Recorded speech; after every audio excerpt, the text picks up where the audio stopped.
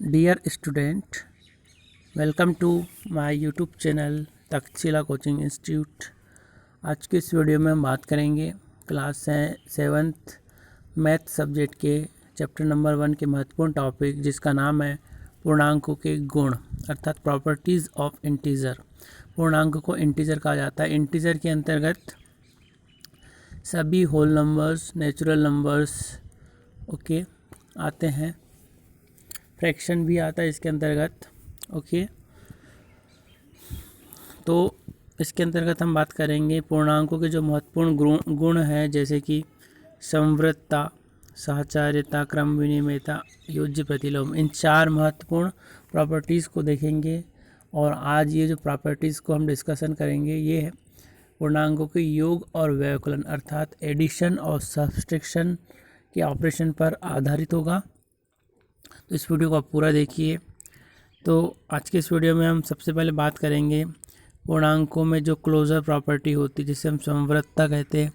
Second में associative property, जिसे साहचर्यता का नियम है, साहचर्यता का गुण कहा जाता है। थर्ड है क्रम विनिमयता, जिसे कम्यूटेटिव प्रॉपर्टी कहा जाता है। फोर्थ है योज्य प्रतिलोम, जिसे एडिटिव आइडेंटिटी कहा जाता है। इसे 1 बाय 1 डिस्कस करेंगे। सबसे पहले हम बात करते हैं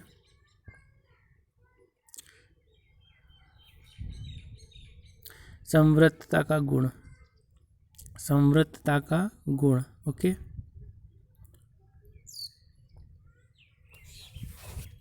समवृद्धता का गुण अर्थात क्लोजर प्रॉपर्टी। क्लोजर प्रॉपर्टी क्या होती है, इसका मूल जो सिद्धांत क्या है क्लोजर प्रॉपर्टी का, इसके अंतर्गत 2 या 2 से अधिक पूर्णांकों का योग एक पूर्णांक होता है। ये प्रॉपर्टी क्या कहती है, 2 या 2 से अधिक पूर्णांकों का योग एक पूर्णांक होता है। ओके, एडिशन ऑफ 2 और more integers results also an integer. Okay, यदि हम मान लीजिए कोई 2 पूर्णांक लिए हमने ए और बी कोई 2 पूर्णांक है, इनको हम ऐड करेंगे तो हमें रिजल्ट क्या मिलेगा, सी, अर्थात एक नया पूर्णांक प्राप्त होगा। ओके, 2 या 2 से अधिक पूर्णांकों को जोड़ने पर हमेशा एक पूर्णांक प्राप्त होता है। वही पूर्णांक प्राप्त नहीं होगा, लेकिन कोई ना कोई पूर्णांक अवश्य प्राप्त होगा। ओके, जैसे यहाँ पे ए बी, मान लीजिए ए इक्वल टू हम यहाँ पर 2 लेते हैं, बी इक्वल टू 3 लेते हैं। ओके, तो इस सिद्धांत के अंतर्गत यदि हम ए की जगह हम यहाँ पे 2 रख देते हैं और बी की जगह 3 रख देते हैं, तो इन दोनों को जोड़ने पर क्या रिजल्ट आएगा, 5। ओके, तो 5 भी क्या है, एक पूर्णांक है। ओके, यहाँ पर ए इक्वल टू हमने क्या लिया, 2 लिया, बी इक्वल टू 3 लिया, इन दोनों को ऐड किया तो क्या आया, 5 आया। और 5 भी क्या है, एक पूर्णांक है। तो यह प्रॉपर्टी कहती है। इसका एक सेकंड पार्ट है इस प्रॉपर्टी का, इसमें हम सब्सट्रैक्शन की बात करेंगे। क्या कहती है, 2 या 2 से अधिक पूर्णांकों का व्यवकलन एक पूर्णांक होता है। ए में हमने एडिशन को देखा था, यहाँ पे हमको सब्सट्रैक्शन को देखना है। ओके, यहाँ इसी प्रकार से यहाँ ए बराबर ले लीजिए, A equal to 2, B equal to 3, sorry कुछ दूसरा नंबर्स लेते हैं हम। ए इक्वल टू ले लीजिए आप 4, बी इक्वल टू ले लीजिए 2, तो A minus B equal to C. Okay, यहाँ ए इक्वल टू हमने क्या लिया, 4, ए इक्वल टू हमने क्या लिया 4, बी इक्वल टू -2, 4 में से 2 जाएगा तो 2, तो ए की जगह हमने 4 रखा, बी की जगह हमने 2 रखा, और रिजल्ट क्या निकल कर आया, 4 - 2 इक्वल टू 2। तो ये सी की जगह क्या आ गया, 2। तो ये इस प्रकार से रूल को फॉलो करता है, ए माइनस बी इक्वल टू सी। तो इस प्रकार से इस क्लोजर प्रॉपर्टी के अंतर्गत हमने 2 केस देखे। Okay, closure property under addition और क्लोजर प्रॉपर्टी अंडर सब्सट्रैक्शन, दोनों के लिए यह सत्य होता है कि किन्हीं भी 2 पूर्णांकों के योग और व्यवकलन के लिए क्लोजर प्रॉपर्टी क्या है, सत्य है। तो ये हमारी फर्स्ट प्रॉपर्टी कंप्लीट होती है। आइए अब सेकंड प्रॉपर्टी को डिस्कस करते हैं। सेकंड प्रॉपर्टी है एसोसिएटिव लॉ या एसोसिएटिव प्रॉपर्टी। ये क्या कहती है, यदि 2 पूर्णांकों के युग्मों के क्रम को परिवर्तित कर योग करने पर भी पूर्णांक ही प्राप्त होता है। ओके, यदि दो पूर्णांकों के युग्मों के क्रम को परिवर्तित करके योग करने पर भी पूर्णांक प्राप्त होता है। ओके, जैसे आपने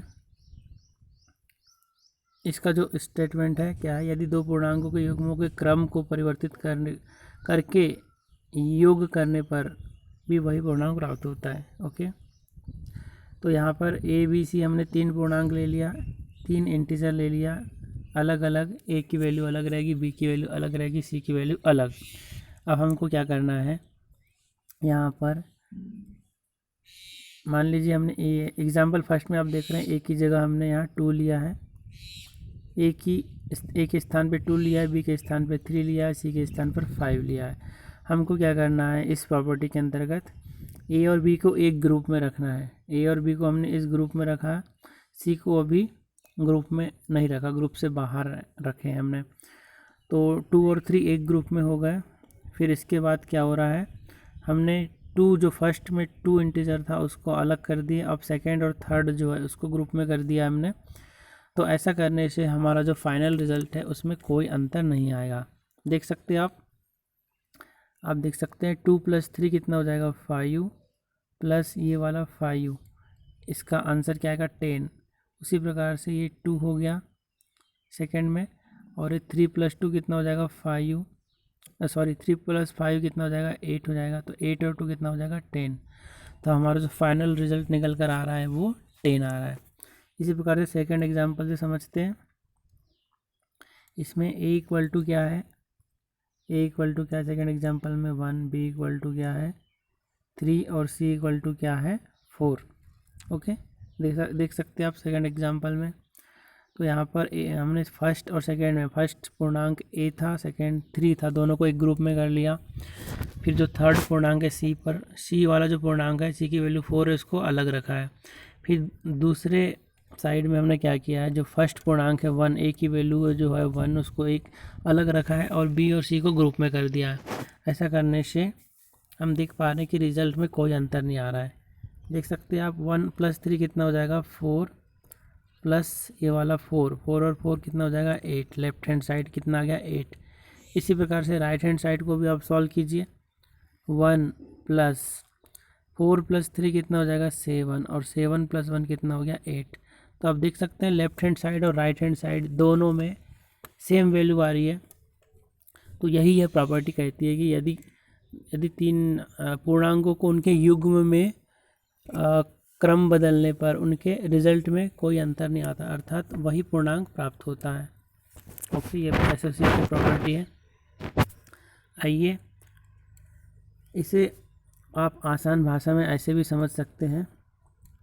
ओके, जैसे ये 2 चेयर है, चेयर नंबर 1, चेयर नंबर 2 और चेयर नंबर 3, 3 आपके पास कुर्सियां हैं। ओके, यहाँ पर राम नाम का कोई लड़का बैठा है, यहाँ पे श्याम और यहाँ पे मोहन, राम, श्याम और मोहन है। ठीक है, तो इसमें इस प्रॉपर्टी के अंतर्गत हम पहले राम और श्याम को एक साथ बिठा लेंगे और मोहन को पहले सिंगल चेयर में रखेंगे। ये डबल चेयर मान लीजिए, 2 सीटर है ये चेयर, इसमें हमने राम और श्याम को बिठाला और मोहन को हमने सिंगल सीटर सीट में बिठाला। फिर इसके अंतर्गत ये लेफ्ट हैंड साइड हो गया और राइट हैंड साइड में हम क्या करेंगे, अब राम को हमने सिंगल सीट में वाली चेयर में बिठा दिया, फिर डबल चेयर में श्याम और मोहन को बिठा दिया। ओके, श्याम और मोहन को डबल चेयर में कर दिया। अब देख सकते हैं पहले हमने राम और श्याम को डबल सीट वाली चेयर में बिठाया था, अब इसमें श्याम और मोहन को बिठाया। ऐसा करने से हमारा फाइनल जो रिज़ल्ट है सेम रहेगा। सरल भाषा में आपको समझाने के लिए मैंने बताया। तो यही यह प्रॉपर्टी कहती है। ओके, हमने पहले ए और बी को एक ग्रुप में लिया, सी को छोड़ दिया, फिर राइट हैंड साइड में यहाँ पर इस टाइप से आएगा, करेक्शन कर लीजिए आप, ए अकेला रह जाएगा और बी + सी को हमने ग्रुप में करेंगे, इस टाइप से होगा। ऐसा करने से हमको रिज़ल्ट सेम प्राप्त होगा। ओके, हमने एग्जाम्पल भी देख लिया, उम्मीद है समझ चुके होंगे आप। नेक्स्ट प्रॉपर्टी देखते हैं, क्रम विनिमेयता का गुण। बहुत सिंपल प्रॉपर्टी है, आसानी से समझ में आ जाएगी। क्रम नाम से समझ सकते हैं। क्रम मतलब सीक्वेंस होता है, ऑर्डर होता है। विनिमय मतलब बदलना, क्रम मतलब एक निश्चित 1 के बाद क्या आता है 2, 2 के बाद क्या आता है 3, ये क्रम हो गया। ओके, आप फर्स्ट क्लास में गए, फिर सेकंड क्लास में गए, फिर थर्ड क्लास में गए, आपका क्या है क्रम है। ऐसा नहीं कि आप फर्स्ट क्लास में गए फिर सीधे थर्ड में चले गए, ऐसा नहीं होता। तो कहलाता है क्रम। विनिमय मतलब बदलना, तो क्रम की अदला बदली होती है इसमें। तो ये नियम क्या कहता है, इस गुण के अंतर्गत 2 या 2 से अधिक पूर्णांकों के क्रम को बदला जा सकता है। ठीक है, यदि किसी 2 पूर्णांकों के क्रम को बदल दिया जाए तो उसका जो रिज़ल्ट है उस पर कोई प्रभाव नहीं पड़ता। ठीक है, यहाँ पर 2 पूर्णांक हमने ले लिए हैं ए बी। पहले हमने ए को पहले स्थान पर रखा है यहाँ पे, फिर बाद में बी को लिखा है, फिर राइट हैंड साइड में इक्वल टू के बाद बी को पहले नंबर पे ले लिया और ए को बाद में ले लिया। ऐसा करने से कोई फ़र्क नहीं पड़ेगा फाइनल रिज़ल्ट में। ठीक है, एग्जांपल से आप देखिए, यहाँ पर ए इक्वल टू हमने 2 लिया है, बी इक्वल टू 3 लिया है। ओके, और इक्वल टू के बाद राइट हैंड साइड में यहाँ पे आप देख सकते हैं ए इक्वल टू हमने 3, जो 3 बाद में था उसको पहले लिख लिया और जो 2 पहले नंबर पे था उसको दूसरे नंबर पे रख लिया। ऐसा करने से हम देख पा रहे हैं रिज़ल्ट सेम आएगा। कैसे, 2 और 3 कितना हो जाएगा 5, 3 और 2 भी 5 हो जाएगा। तो कोई अंतर आ रहा है क्या, रिज़ल्ट में नहीं आ रहा है। तो क्रम को आसानी से हम बदल सकते हैं, यही गुण कहलाता है क्रम विनिमयता का गुण। सेकंड एग्जांपल देखिए आप, यहाँ पर a इक्वल टू 7 है, a इक्वल टू 7 है, b इक्वल टू -5 है। फिर बाद में हमने क्या किया, राइट हैंड साइड में -5 को पहले लिखा, जो बाद में था उसको पहले लिख दिया और जो पहले था उसको बाद में लिख दिया। ऐसा करने से रिज़ल्ट में कोई प्रभाव नहीं पड़ेगा। देख सकते हैं आप 7 है, फिर प्लस इंटू माइनस क्या हो जाएगा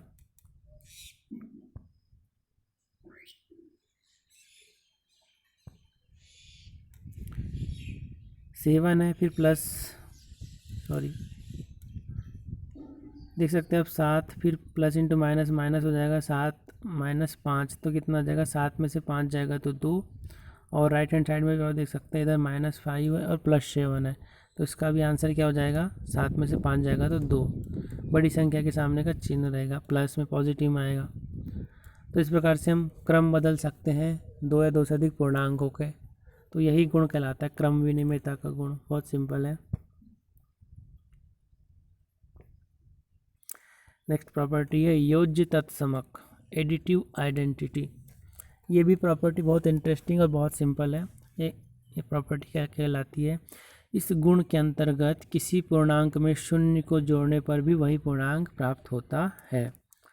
देखिए आप, चाहे आप 1 में 0 को ऐड कर दिए, 1 में हम 0 को ऐड करेंगे तो भी 1 आएगा, चाहे आप 100 में 0 को ऐड करेंगे तो भी 100 आएगा।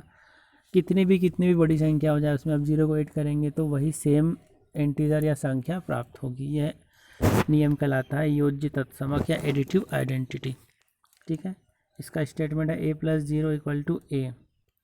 ए कोई पूर्णांक है, ये कोई इंटीजर है, हमने ए में 0 को ऐड किया तो भी a ही आएगा, सेम पूर्णांक हमको प्राप्त होगा। और इसमें जो हमने 0 को ऐड कर रहे हैं ये 0 कहलाता है योज्य तत्समक कहलाता है। 0 क्या कहलाता है, योज्य तत्समक। क्यों, क्योंकि हम 0 को ऐड करने पर ऐसा हो रहा है कि वही पूर्णांक प्राप्त हो रहा है जिसमें हमने ऐड किए थे, इसलिए 0 को क्या कहते हैं, योज्य तत्समक। एग्जांपल देखते हैं, 5 + 0 = 5। 5 को इंटीजर है, ये पूर्णांक, उसमें हमने 0 को ऐड किया तो क्या निकल कर आया, 0 का मतलब होता है कुछ नहीं, बिल्कुल खाली या शून्य। ओके, तो खाली या शून्य को जब ऐड करेंगे तो वही आएगा जो आपने पूर्णांक लिया था। सेकंड एग्जांपल देखिए, -8 + 0 = -8। -8 है, कोई संख्या है, उसमें आप 0 मतलब शून्य मतलब खाली, ओके, उसको ऐड करेंगे तो -8 आएगा, सेम इंटीजर प्राप्त होगा। इसी प्रकार से तीसरा देखिए, -8 प्लस यहाँ पे आपको ब्लैंक दिया है तो -8। -8 में आप क्या ऐड करेंगे कि सेम वही -8 आएगा, तो आपको क्या करना पड़ेगा, 0 ऐड करना पड़ेगा। -8 में 0 को ऐड करेंगे तभी तो वह सेम इंटीजर प्राप्त होगा। तो ये प्रॉपर्टी कहलाती है योज्य तत्समक या एडिटिव आइडेंटिटी। इस प्रकार से हमने आज इस वीडियो में पूर्णांकों के योग और व्यवकलन अर्थात एडिशन और सब्सट्रैक्शन की प्रॉपर्टी को देखा, 4 विभिन्न प्रॉपर्टीज़ को देखा, okay, closure property, associative property, okay, additive identity को देखा, क्रम विनिमेयता कम्यूटेटिव प्रॉपर्टी को देखा, 4 अलग अलग प्रॉपर्टी को देखा। आगे की वीडियोस में हम एक्सरसाइज 1.2 के क्वेश्चंस को करेंगे, ओके। इस वीडियो को आप ज़्यादा से ज़्यादा शेयर कीजिए पसंद आया हो तो, और चैनल को अभी तक सब्सक्राइब नहीं किया तो इसे सब्सक्राइब कर लीजिए। मिलते हैं एक नए वीडियो के साथ, तब तक के लिए जय हिंद।